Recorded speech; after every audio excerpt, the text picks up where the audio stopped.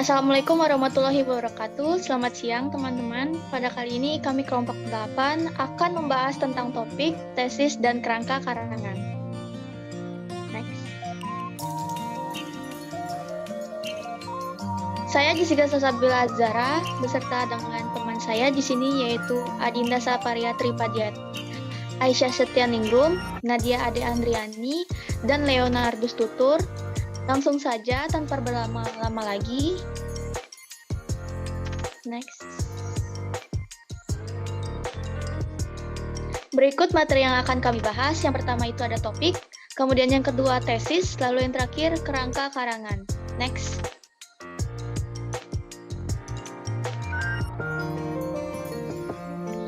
Baik, kita masuk ke materi yang pertama yaitu topik.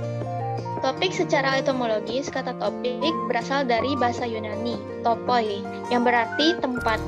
Topik adalah pokok pembicaraan atau pokok permasalahan dari yang akan dibahas. Ciri khas topik terletak pada permasalahannya yang bersifat umum. Topik dapat terdiri dari satu kata saja. Topik ini dapat dikembangkan menjadi sebuah tulisan yang harus diidentifikasi agar terkuak apa maksud di balik topik yang dipilih. Lanjut.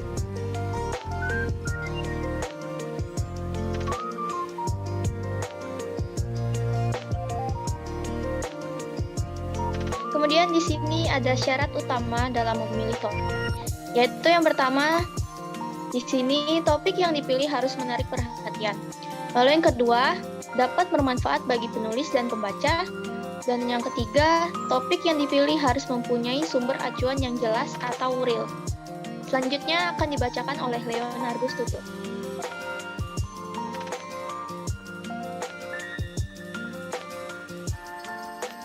Unsur dan fungsi topik. Unsur-unsur yang harus diperhatikan. Yang pertama, pelaku topik. Yang kedua, dasar-dasar topik. Yang ketiga, objek topik. Yang keempat, tujuan topik. Dan yang kelima, manfaat topik. Kemudian, fungsi topik. Yang pertama, menentukan landasan yang dapat dipergunakan oleh penulis. Yang kedua, menjiwai seluruh pembahasan. Yang ketiga, mengendalikan konsep yang telah dirumuskan. Dan yang keempat, menyampaikan maksud penulis.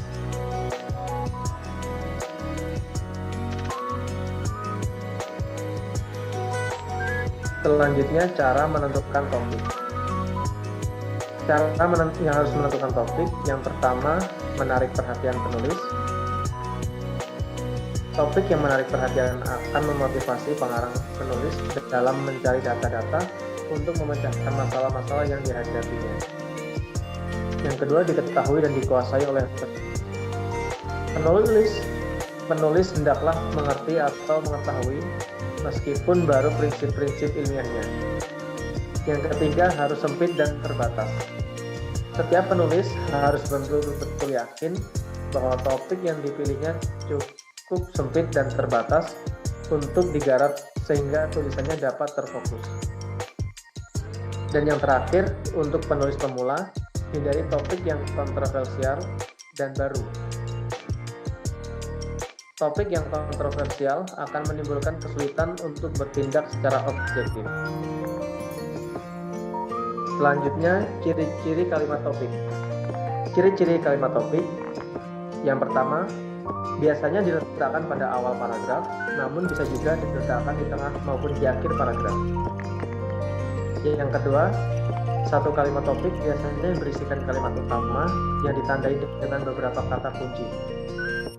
Yang ketiga, umumnya terdiri dari satu pernyataan yang nantinya akan dijelaskan secara rinci oleh kalimat pengembang.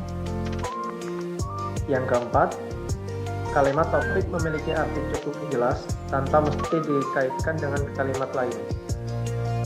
Dan yang terakhir, kalimat topik umumnya bisa dibentuk tanpa bantuan kata sambung dan frasa transisi.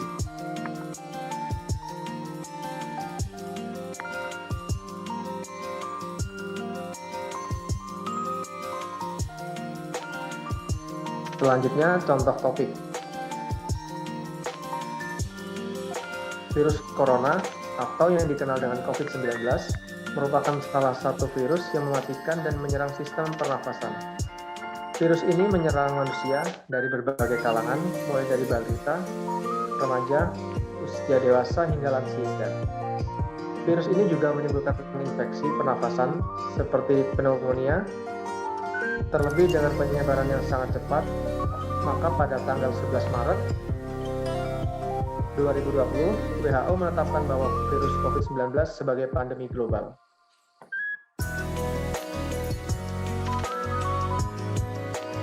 Selanjutnya tesis. Tesis adalah sebuah manuskrip yang diketik biasanya setebal 100-400 halaman yang di dalamnya mahasiswa menyoroti masalah tertentu di dalam bidang studi yang dipilih olehnya.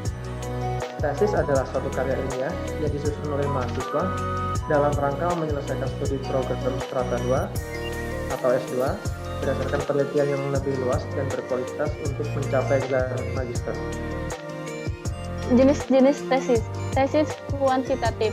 Tesis yang disusun untuk membangun berbagai macam pernyataan atau kerangka hipotetika. Tesis kuantitatif sering juga disebut dengan nalar deduktif atau hipotetikal. Kedua, tesis kualitatif, yaitu tesis yang dibuat bukan untuk membangun berbagai macam pernyataan atau kerangka hipotetikal dan biasa disebut dengan istilah nalar induktif non-hipotetikal.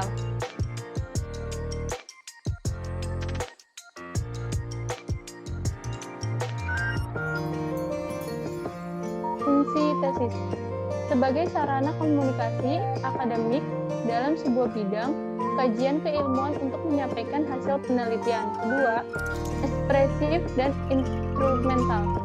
Tiga, pemenuhan kebutuhan pribadi untuk berekspresi dan diakui atas apa yang dilakukan. Keempat, sebagai salah satu syarat kelulusan mahasiswa S2.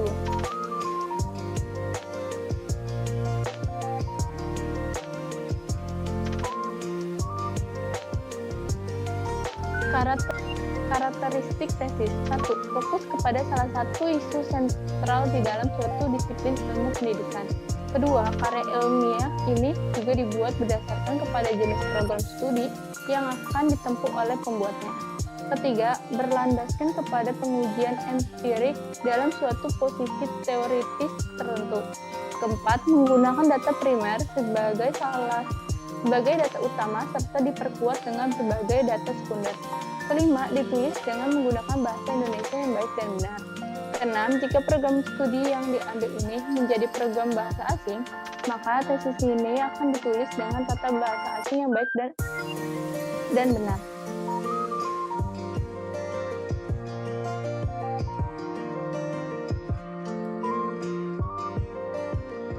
Format penulisan tesis. 1. Judul. 2. Lembar pengesahan. 3. Lembar pernyataan. 4. Abstrak. 5. Kata penghantar. 6. Daftar isi. 7. Bab 1 pendahuluan yang berisikan latar belakang penelitian, rumusan masalah atau identifikasi masalah, tujuan penelitian, dan kegunaan penelitian atau manfaat penelitian. 8. Bab 2 kajian pustaka yang berisi kajian pustaka, rangkap pikiran, dan hipotesis. 9. Bab 3 metodologi. 10. Bab 4 hasil dan pembahasan. 11. Bab 5 kesimpulan dan saran. 12. Daftar pustaka. 13. Lampiran.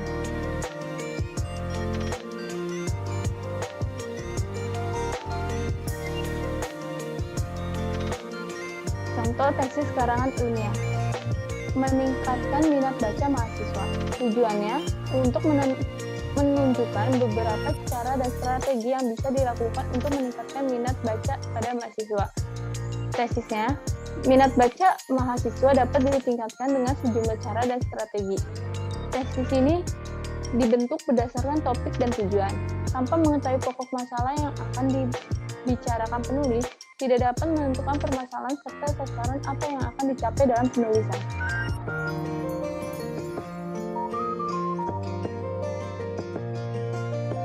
Selanjutnya, supaya topik itu dapat ditetapkan dengan jelas dan menarik, penulis menentukan topik berdasarkan penguasaan permasalahan. Setelah topik ditetapkan, penulis menentukan tujuan dari topik yang telah ditetapkan.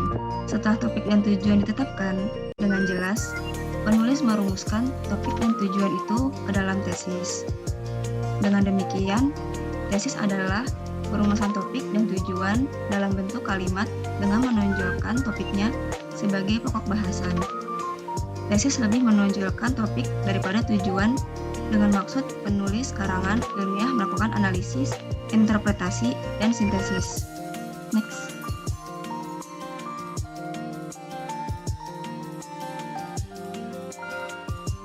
Selanjutnya kerangka karangan.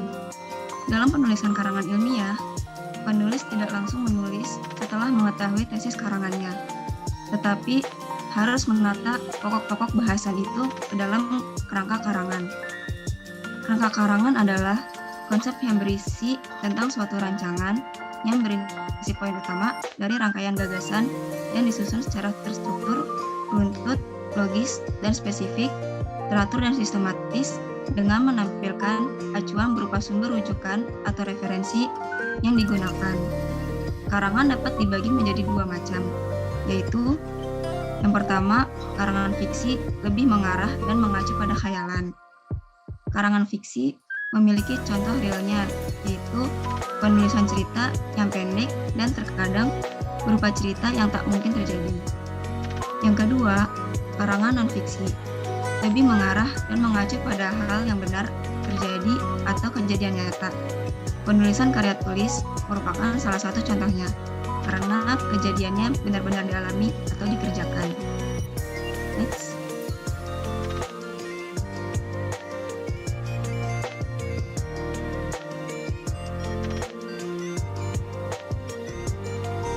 Tahapan penyusunan kerangka diantaranya, yang pertama, tidak mengolah ide sampai 2 kali, sehingga penulisan tidak keluar dari pokok masalahnya. Yang kedua, menciptakan klimaks yang berbeda setiap bab, sehingga ada variasi dalam penyajian materi karangan. Yang ketiga, mengingatkan penulis pada bahan atau materi sebagai sumber rujukan dan bahan. Yang keempat, membaca ulang karangan yang sudah selesai dapat menciptakan kembali reproduksi yang sama dari pembaca. Yang terakhir, dapat dilihat dengan jelas wujud, ide, nilai umum, dan spesifikasi karangan.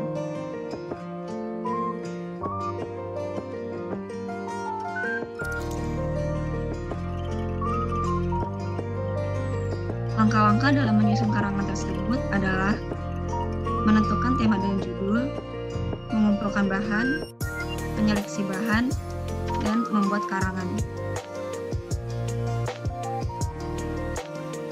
Fungsi kerangka karangan.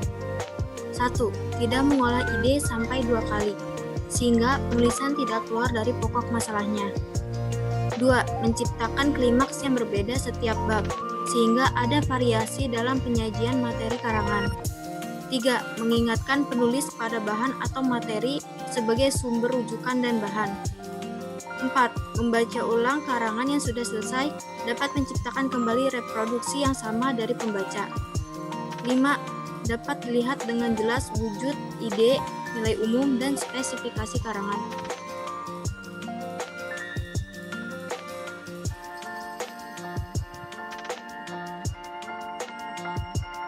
Mengembangkan kerangka karangan. Proses pengembangan tergantung sepenuhnya pada penguasaan kita terhadap materi yang hendak kita tulis. Jika benar memahami, maka akan mudah untuk mengangkat permasalahan dengan kreatif, mengalir, dan nyata.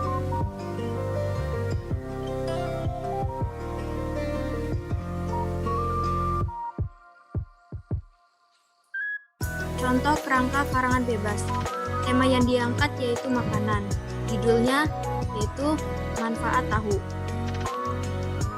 Yang pertama ada pengertian tahu, yang kedua kandungan pada tahu, terdiri dari protein dan vitamin K, yang ketiga ada manfaat tahu, terdiri dari bagi tubuh dan bagi perekonomian, dan yang keempat ada cara pembuatan tahu.